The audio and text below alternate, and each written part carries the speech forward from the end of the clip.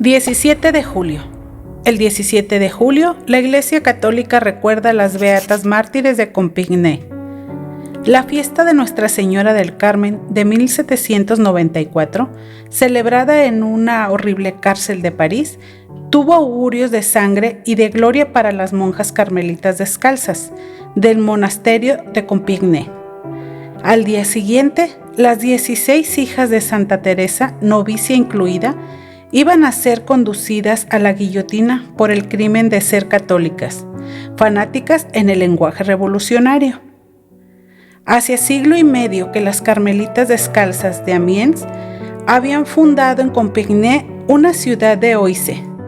La fundación data de 1641, cuando hacía 37 años que había llegado a Francia para iniciar la Reforma la beata Ana de Saint-Barthélemy, con Ana de Jesús y otras 4 monjas españolas.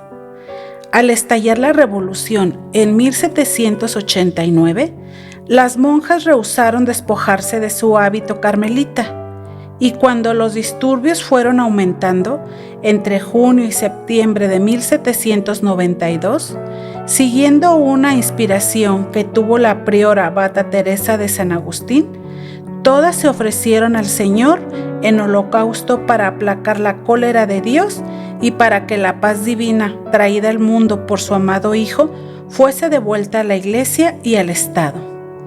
El acto de consagración, emitido incluso por 2 religiosas ancianas que al principio se habían asustado ante el solo pensamiento de la guillotina, se convirtió en ofrecimiento diario hasta el día del martirio, 2 años después. La Asamblea Nacional Constituyente había hecho público un decreto por el que se exigía que los religiosos fueran considerados como funcionarios del Estado. Deberían prestar juramento a la Constitución y sus bienes serían confiscados. Era en el año de 1790. Miembros del directorio del distrito de Compiègne, cumpliendo órdenes, se presentaron el 4 de agosto de aquel año en el monasterio a hacer inventario de las posesiones de la comunidad. Las monjas tuvieron que dejar sus hábitos y abandonar su casa. 5 días después, obedeciendo los consejos de las autoridades, firmaron el juramento de libertad e igualdad. Los religiosos que se negaban a firmarlo eran deportados. Después fueron separadas, hicieron 4 grupos y vivían en distintos domicilios, pero continuaron practicando la oración y entregándose a la penitencia como antes. La regularidad y el orden de su vida, que reproducía todo lo posible en tales circunstancias la vida y horario conventuales, fueron notados por los jacobinos de la ciudad. En ello encontraron motivo suficiente para denunciarlas al Comité de Salud Pública, cosa que hicieron sin pérdida de tiempo. El régimen del terror estaba oficialmente establecido en Francia y había llegado en aquellos momentos al más alto nivel imaginable.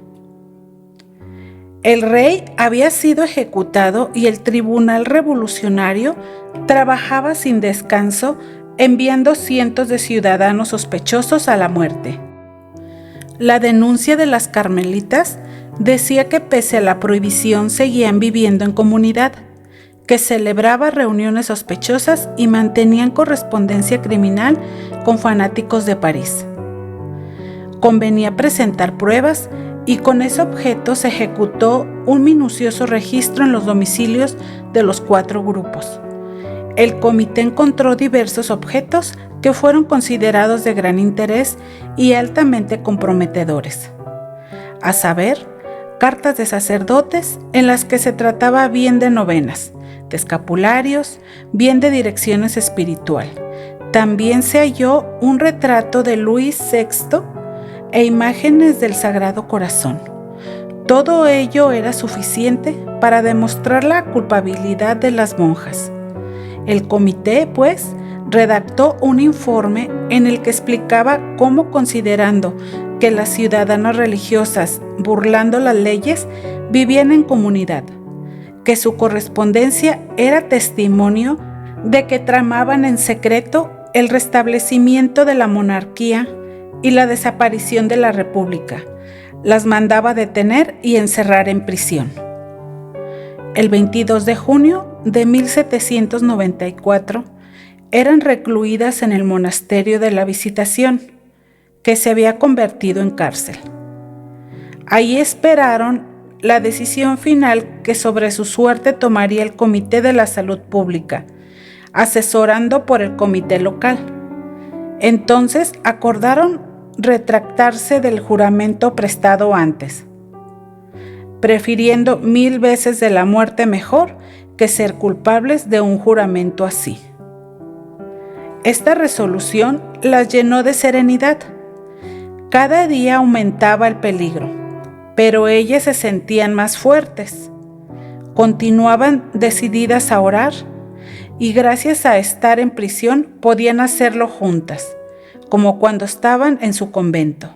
Ya no se veían obligadas a ocultarse y ello les procuraba un gran alivio. Transcurridos unos días, justamente el 12 de julio, el Comité de la Salud Pública dio órdenes para que fueran trasladadas a París. El cumplimiento de tales órdenes fue exigido en términos que no admitían demora. No hubo tiempo para que las hermanas tomaran su ligera colación ni cambiaran su ropa, que estaba mojada porque habían estado lavando. Las hicieron montar en 2 carretas de paja y les ataron las manos a la espalda. Escoltadas por un grupo de soldados, salieron para la capital. Su destino era la famosa prisión de la Consejería, antesala de la guillotina y abarrotada de sacerdotes y laicos cristianos igualmente condenados. Nadie ayudó a las monjas a descender de los carros al final del viaje. A pesar de sus ligaduras y de la fatiga causada por el incómodo transporte, fueron bajando solas. Una de las hermanas, sin embargo, enferma y octogenaria, Carlota, la de la Resurrección, impedida por las ataduras y la edad, no sabía cómo llegar al suelo. Los conductores de las carretas impacientes la cogieron y la arrojaron violentamente sobre el pavimento. Era una de las religiosas que 2 años antes había sentido miedo ante el pensamiento de una muerte en el patíbulo y había dado antes de ofrecerse un sacrificio. Pero en este momento era ya como si nada hubiese ocurrido. En la consejería prosiguieron su vida de oración prescrita por la regla. No se dejaban perturbar por los acontecimientos. Testigos dignos de crédito declararon que se les podía oír todos los días a las 2 de la mañana recitar sus oficios. Su última fiesta fue el 16 de julio, Nuestra Señora del Carmen. La celebraron con el mayor entusiasmo, sin que por un instante su comportamiento denotase la menor preocupación. Por la tarde recibieron un aviso para que compareciesen al día siguiente ante el Tribunal Revolucionario. La noticia no les impidió cantar sobre la música de la Marsella, unos versos improvisados en los que expresaban al mismo tiempo fe en su victoria, temor y confianza, y que se conservan en el convento de Compiègne. Ante el tribunal escucharon cómo el acusador público, Fouquier Tinville, las atacaba durísimamente. Aunque separadas en diferentes casas, formaban conciliábulos contrarrevolucionarios en los que intervenían ellas y otras personas. Vivían bajo la obediencia de una superiora, y en cuanto a sus principios y sus votos, sus cartas y sus escritos son suficiente testimonio. Fueron sometidas a un interrogatorio muy breve, y sin que se llamara a declarar a un solo testigo, el tribunal condenó a muerte a las 16 carmelitas, culpables de organizar reuniones y conciliábulos contrarrevolucionarios, de sostener correspondencia con fanáticos y de guardar escritos que atentaban contra la libertad. Una de las monjas, Sor Enriqueta de la Providencia, preguntó al presidente qué entendía por la palabra fanático, que figuraba en el texto del juicio, y la respuesta fue: entiendo por esa palabra su apego a esas creencias pueриlis, sus tontas prácticas de religión. Era su amor a Dios, su fidelidad a los votos y a la religión lo que las hacía merecedoras de la pena capital. Una hora después, subían en las carretas que las conducirían a la Plaza del Trono Derrocado, hoy Plaza de la Nación. En el trayecto, la gente las miraba pasar demostrando diversidad de sentimientos. Unos las injuriaban, otros las admiraban. Ellas iban tranquilas, todo lo que se movía a su alrededor les era indiferente. Cantaron el Miserere y luego el Salve. Al pie ya de la guillotina entonaron el Te Deum, canto de acción de gracias, y terminando el Veni Creator. Por último, hicieron renovación de sus promesas del bautismo y de sus votos de religión. Una joven novicia, Sor Constanza, se arrodilló delante de la priora con la naturalidad con que lo hubiera hecho en el convento y le pidió de su bendición y que le considerara permiso para morir. Luego, cantando el salmo Laudate, subió decidida los escalones de la guillotina. Una tras otra, todas las carmelitas repitieron la escena. Una a una recibieron la bendición de la Madre Teresa de San Agustín antes de ser guillotinadas. Al final, después de haber visto caer a todas sus hijas, la Madre Priora entregó con igual generosidad que ellas su vida al Señor, poniendo su cabeza en las manos del verdugo.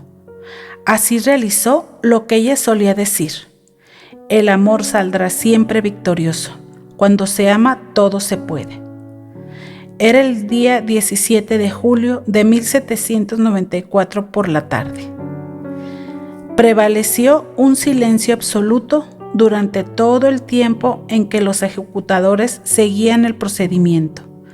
Las cabezas y los cuerpos de los mártires fueron enterrados en un pozo de arena profundo de casi 9 metros cuadrados en el cementerio parisino de Épicos.